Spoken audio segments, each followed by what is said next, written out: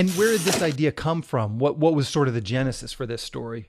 Private chat, actually that's how I say it, although I like that you're saying PVT. It started from me, a lot, my earlier films are so very kind of head in the clouds. I wanted to, ideas, as you can probably gather from enunciation. I wanted to make side-on faces the reality of my generation. I was like, what do I think is the most pressing issue of our time? What's something worth studying? And I was like, well, obviously it's how the internet are changing consciousness. So, I didn't want it to be a theoretical movie though, like my earlier work. I want it to be a more naturalistic drama. So I thought about, okay, so what's the world I want to set?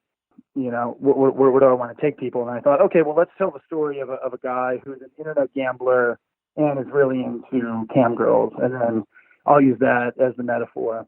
There's something great about cam girls. They're not only extremely cinematic, the idea that you pay essentially an actor or an actress to perform for you for a certain amount of money.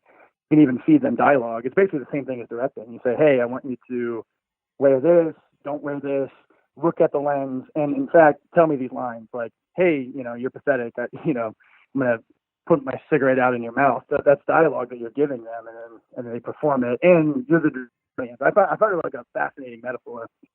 And kind of like a nice modern twist on the classic story of the femme fatale, the woman who will destroy you and drain your wallet and break your heart. And all this going into it, but you just cannot resist. That story is never not going to be relevant, right? It starts out as sort of selling itself as sort of a nihilistic noir with a guy who's obsessed with this cam girl. And then it flips. Not only do we go a little bit into her perspective, but it also changes genre, I think. It's no longer a noir. There's no longer any really threat of violence. And it becomes I wanted it to become more of a romance. So it becomes more just about their relationship.